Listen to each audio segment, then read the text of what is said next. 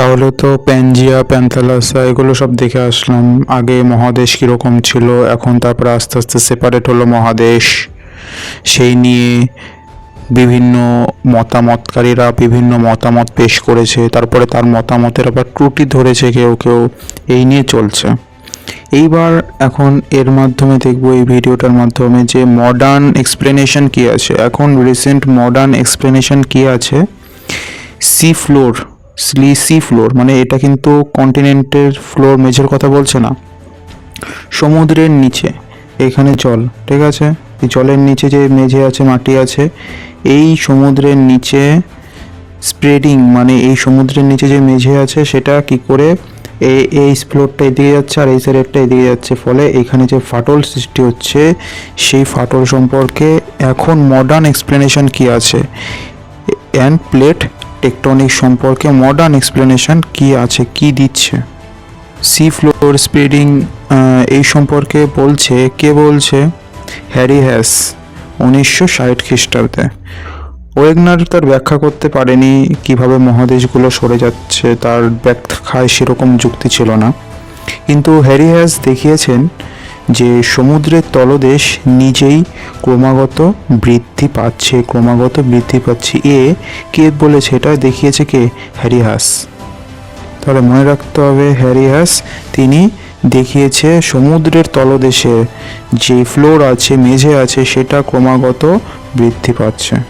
কিভাবে সে বলছে দেখো, বলছে যে ম্যাগমা আপওয়েলিং মানে ম্যাগমার ঊর্ধ্বগমন, ম্যাগমা উপরের দিকে গমন করছে, এরকম উপরের দিকে গমন করছে ফোয়ারার মতন টুকটুক করে।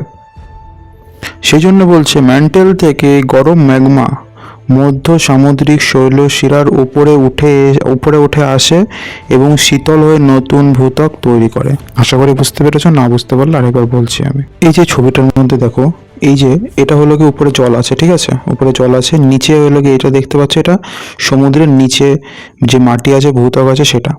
এইবার এই ভূত্বকে দেখো এইখানটাতে ফাটল সৃষ্টি হয়েছে। এইবার ফাটল যদি সৃষ্টি হয় তাহলে এই ম্যাগমা তো এরকম চাপ দেবে, চাপ দিয়ে এই ফাঁকা দিয়ে বেরিয়ে আসবে। যদি এই ফাঁকা দিয়ে এরকম ফোয়ারার মতন বেরিয়ে আসে, ফুরুত ফুরুত করে বেরিয়ে আসে, তাহলে বেরিয়ে আসলে কি হবে, সে তো এদিকে ভেসে তো উপরে জলের উপরে আসতে পারবে না, সে কি করবে, এই যে জলের নিচের যে মাটি আছে সেই মাটির ওপরে সে এরকম শুয়ে পড়বে, হ্যাঁ কি না, চার সাইডে। এবার যখন সে শুয়ে পড়বে আস্তে আস্তে এরকম ফুরুত ফুরুত করে বেরিয়ে এরকম করে শুয়ে পড়বে, তার ফলে কি এই দিক দিয়ে সম্পূর্ণ এই জায়গা দিয়ে ম্যাগমা ভরে যাবে, আর এই ম্যাগমাগুলো আস্তে আস্তে ঠান্ডা হবে। যখন এই ম্যাগমাগুলো আস্তে আস্তে ঠান্ডা হবে তখন এই জলের নিচেই যেই লেয়ারটা আস্তরণ পরে ভূত্বক, নতুন করে যে ভূত্বক তৈরি হবে, সেই ভূত্বক কি পুরনো ভূত্বক না, সেই ভূত্বকটা নতুন ভূত্বক হবে। তো তাহলে তার নতুন চামড়া তৈরি হলো, তাহলে এই জলের নিচে যেই মাটি থাকলো সেই মাটিরা নতুনভাবে মাটি তৈরি হচ্ছে, নতুন তার চামড়া তৈরি হচ্ছে। বোঝা গেল, আমাদের যেরকম বসন্তকাল আসলে চামড়া ওঠে, নতুন চামড়ার আবির্ভাব ঘটে, সেরকমই মনে করো যে এটা ফোয়ারার মতন ফুরুত ফুরুত করে এদিক দিয়ে বেরোতে এদিকে চার সাইডে ছড়িয়ে পড়বে। ফোয়ারার ফলে কি আস্তে আস্তে ঠান্ডা হবে, জলের মধ্যে যেহেতু ঠান্ডা তাড়াতাড়ি হয়ে যাবে, হতে এখানে একটা নতুন ভূত্বক তৈরি করবে। ওই কথাটা এখানে বলছে যে মধ্য সামুদ্রিক শৈলশিরায় উপরে উঠে আসে এবং শীতল হয়ে যেহেতু ঠান্ডা হয়ে তো নতুন ভূত্বক তৈরি করে। তারপরে বলছে যে মহাদেশকে ঠেলে দেওয়া, নতুন ভূত্বক যখন তৈরি হয় তখন যে পুরনো ভূত্বক আছে সেই পুরনো ভূত্বককে শৈলশিরা কি হয়, শৈলশিরা থেকে দূরে ঠেলে দেয়। আশা করি বুঝতে পারা গেল।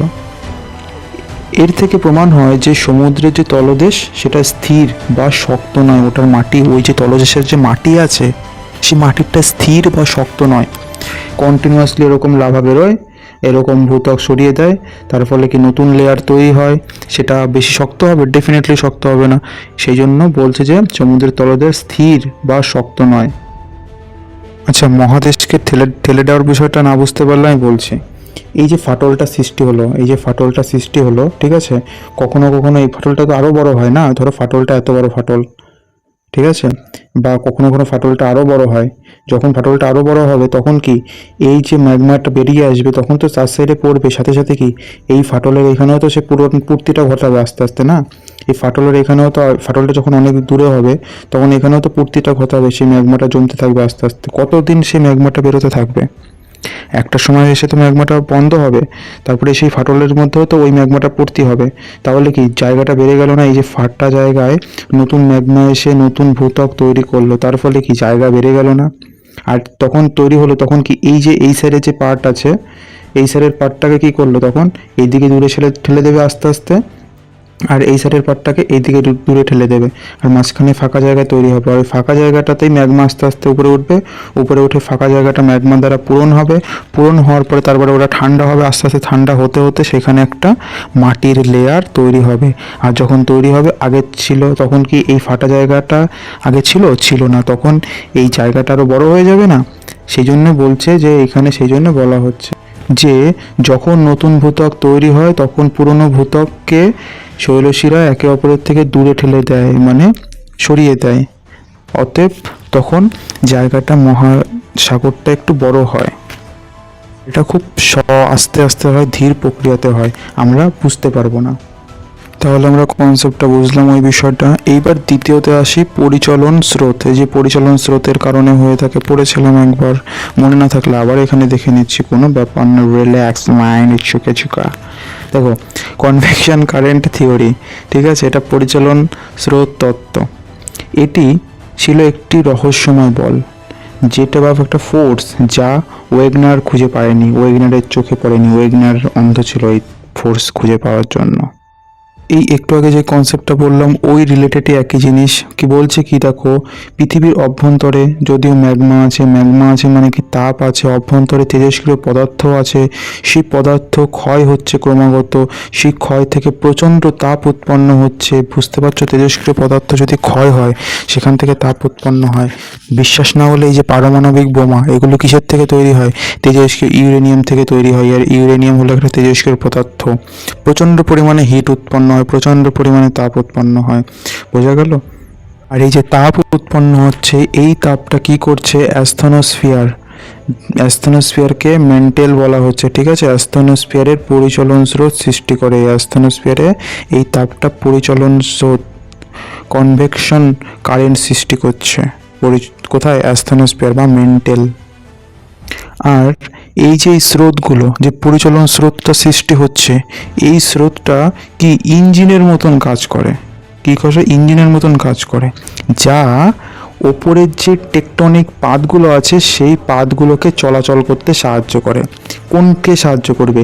এই যে ভিতরে যেই মাটির নিচে যেই তেজস্ক্রিয় পদার্থগুলো ভাঙছে, ক্ষয় হচ্ছে, প্রচণ্ড পরিমাণে তাপ উৎপন্ন হচ্ছে, এই তাপগুলো তো উপরে মাটির সাথে আঘাতপ্রাপ্ত হচ্ছে না? উপরে যখন মাটির সাথে আঘাতপ্রাপ্ত হচ্ছে তখন ওই মাটির যে টেকটনিক প্লেটগুলো আছে সেই প্লেটগুলোকে একে অপরের থেকে দূরে সরাতে চেষ্টা করছে সেই তাপের ফলে, ঠিক আছে। তাহলে যদি এই তাপটা সৃষ্টি না হতো তাহলে এই দুটো জিনিসটা দূরে সরতো না। এই জন্য বলছে। আর এটা পরিচলন স্রোত সৃষ্টি হচ্ছে। আর পরিচলন স্রোতটা কিসের জন্য? ওই তাপের জন্য সৃষ্টি হচ্ছে। সেই জন্য পরিচলন স্রোতকে পরিচলন স্রোতগুলো ইঞ্জিনের মতন কাজ করে, এই কথাটা বলা হয়েছে। মানে পরিচলন স্রোতকে ইঞ্জিনের আখ্যা দেওয়া হয়েছে। দেখো, এখানে একটু বুঝে যাচ্ছে, কনভেকশন সেল, যেমন এই যে লিথোস্ফিয়ার, তারপরে এটা লিথোস্ফিয়ার, তারপরে নিচে হলো কি অ্যাস্থেনোস্ফিয়ার। এবার এখানে তো ম্যাগমা আছে, ম্যাগমা তো এদিকে এই যে ফাটল, যদি এই ফাটলের কিন্তু উপরের দিকে প্রেশার ক্রিয়েট করবে, হ্যাঁ কি না? প্রেশার ক্রিয়েট করবে। এইবার ফাটল ছাড়াও ফাটলের সাইড দিয়ে যেটুকু বেরোনো সেটুকু তো বেরোবে, যেটুকু বেরোতে পারবে না সেটা কি, এইদিকে কিছু পরিমাণ ম্যাগমা এদিকে প্রেশার করবে, কিছু পরিমাণ ম্যাগমা এদিকে প্রেশার করবে। তারপরে কি, এদিকে প্রেশার পড়ার ফলে কি, প্রেশার তো উপরে মাটির সাথে এই লিথোস্ফিয়ারের সাথে টাচ খেয়েই তো প্রেশারটা ক্রিয়েট করবে এইদিকে, হ্যাঁ কি না? বোঝা গেল? এদিকে এরকম করবে। বুঝতে পারা গেল? এবার যখন এরকম করবে তখন কি, এই মাটির এই যে লিথোস্ফিয়ার আছে, এই লিথোস্ফিয়ারের লেন্থটা কি বাড়বে না? বেড়ে কি এদিকে এই প্লেটটার নিচে চলে যাচ্ছে, এই প্লেটটার আরও নিচে চলে যাচ্ছে। বোঝা গেল? এরকম কন্টিনিউয়াসলি আবার এরকম, মানে এই ম্যাগমা এরকম নিচের মধ্যে, মাটির নিচে এরকম ঘোরাঘুরি করছে না, সে কি এক জায়গায় স্থির আছে না, এরকম ঘোরাঘুরি করছে। এই ঘোরাঘুরির ফলে উপরে যে লিথোস্ফিয়ার আছে, লিথোস্ফিয়ার একটা প্রেশার ক্রিয়েট হচ্ছে, চাপ ক্রিয়েট হচ্ছে। আর এই চাপটা কি, এই মাটির যে লেন্থ, ধরো একটা রবার আছে, রবারকে যদি ক্রমাগত আমরা টানতে থাকি তাহলে রবারের যে এইটুকু লেন্থ ছিল সেটা টানতে থাকলে, যদি নর্মালি ছেড়ে দিই, তারপরে অনেকক্ষণ টানার পরে যদি ছেড়ে দিই তাহলে তার রবারের লেন্থ এতটুকু হয়ে যাবে না? আর টানলে তো আরও বড় হবে, কিন্তু টানার পরে ছেড়ে দিই তাহলে এত বড় হবে না। তাহলে কখন হলো? যখন আমি ওইটুকু রবারকে আমি প্রেশার দিলাম, জোরে প্রেশার, অনেকবার প্রেশার দিলাম, প্রেশার দিয়ে ছেড়ে দিলাম, তখন তার লেন্থ এতটুকুতে এসে দাঁড়ালো। ঠিক সিমিলারলি এই যে ম্যাগমা যে এই লিথোস্ফিয়ারের উপরে যে প্রেশার ক্রিয়েট করছে এদিকে এইদিকে উপরের দিকে, এই প্রেশার ক্রিয়েট করার ফলে কি এই যে মাটির যে লেয়ার আছে সেই লেয়ারটার উপরে একটা বল প্রয়োগ হচ্ছে। বল প্রয়োগ হওয়ার ফলে কি এই লেয়ারটা দৈর্ঘ্যে বাড়ছে, হ্যাঁ কি না? আর দৈর্ঘ্যে বাড়লে পরে কি এর নিচে ঢুকে যাচ্ছে, এই আরেকটা প্লেটের নিচে ঢুকে যাচ্ছে, টেকটনিক প্লেটের নিচে, এই সাইড দিয়ে আবার আরেকটা টেকটনিক প্লেটের নিচে ঢুকে যাচ্ছে, এরকম কন্টিনিউয়াসলি চলছে। আর এই যে যখন এই প্লেটগুলো যখন নড়াচড়া হয়, তখন এই প্লেটের ওপরে যখন আমরা বসবাস করি, মানুষজন বাড়িঘর বানিয়ে বসবাস করে, সেই বাড়িঘরটা কাঁপতে শুরু করে। এটাকেই বলে ভূমিকম্প। আশা করি আমি একটু হলেও বোঝাতে পেরেছি, ঠিক আছে? এইবার হলো গিয়ে প্লেট টেকটনিক পাত সংস্থান তত্ত্বর ফাইনাল তত্ত্ব। এটি হলো আধুনিক ভূবিদ্যার সবচেয়ে গ্রহণযোগ্য তত্ত্ব, যা ওয়েগনারের ধারণাকে পূর্ণতা দেয়। ওয়েগনার যে কথাগুলো বলে গেছে, হয়তো সে কথাগুলোর যুক্তি আছে, তার কথাগুলোর পয়েন্ট আছে, তার কথাগুলো সত্য, কিন্তু সে কেন, কীভাবে এই কারণ জিনিসটা ঘটেছে সেই ব্যাপারটা সে ভালো করে বিশ্লেষণ করতে পারেনি। সেই জন্য এই কারণগুলো তার কথাগুলোকে পূর্ণতা দেয়। বলছে যে পৃথিবীর বাইরের স্তর কতগুলো, অনেকগুলো শক্ত শক্ত পাতে প্লেটে বিভক্ত। এটা শুধুমাত্র মহাদেশ নয়, শুধু মহাদেশ বলে একটা প্লেট না, ওর মধ্যে অনেক ডিভিশন আছে, অনেকগুলো ভাগ আছে। আর এটা হলো গিয়ে লিথোস্ফিয়ারিক প্লেট পাত, ঠিক আছে? এই যে প্রচুর যে প্লেটগুলো আছে, এই পাতগুলো নড়াচড়া করে, ধাক্কা খায়, অথবা একে অপরের পাশ দিয়ে সরে যায়। যখন এরকম হয়, গায়ে ঘেঁষে ধাক্কা খায়, তখন ধরো আমরা হাঁটছি, টুক টুক টুক টুক করে হাঁটছি, হাঁটতে হাঁটতে পাশের দিক থেকে আরেকজন আসছে, আমি তার সাথে ধাক্কা খেলাম, ধাক্কা খেলে কি আমি নড়ে উঠবো, সেও নড়ে উঠবে, হ্যাঁ কি না? সেরকমই এই প্লেটগুলো যখন যায়, পাশ দিয়ে যদি যায়, তাহলে সারা ধাক্কা খায়, ঘষা লাগার ফলে নড়ে ওঠে। আর যদি সামনাসামনি ধাক্কা খায়, তখন তো নড়ে উঠবেই। আর যদি একে অপরের থেকে দূরে সরে যায়, তখনও নড়ে উঠবে।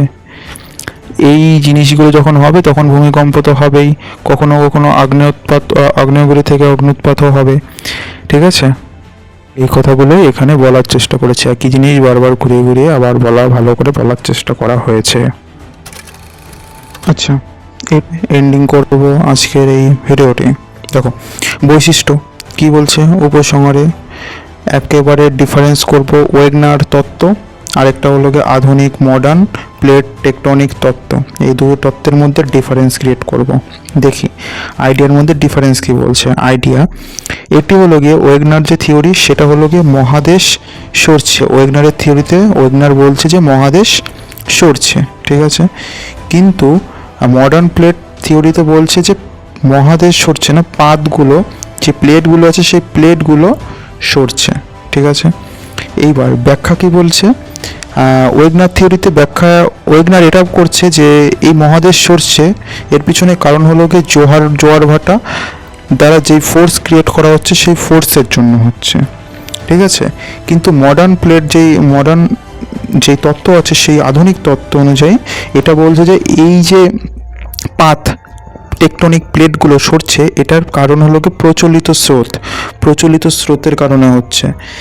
এবার সেটা বলছে যে মহাদেশ মানে সমুদ্রের তল, সেটা ওশান ফ্লোর, এটা শক্ত, আর এটা মহাদেশকে চিরে যায়, মানে একদম ফেটে দেয়, কিন্তু সেই ফাটলটা ওরকম করে পূর্ণতা পায় না, মানে বিস্তার ঘটে না। এটার কথা এই জিনিসটায় ওয়েগনার থিওরিতে বলছে। কিন্তু মডার্ন থিওরিতে এটা বলছে যে প্লেটগুলো গতিশীল, সমুদ্রতল আস্তে আস্তে বিস্তৃতি পায়, মানে বড় হয় সমুদ্রতল। এই জিনিসটা মডার্ন থিওরির মাধ্যমে বলা হচ্ছে। আশা করি ডিফারেন্সগুলো বোঝা গেল। আর এই ডিফারেন্সগুলো পড়লেই আমাদের পুরো বিষয়টা ক্লিয়ার হয়ে যাবে, দেন উত্তর করতে সুবিধা হবে।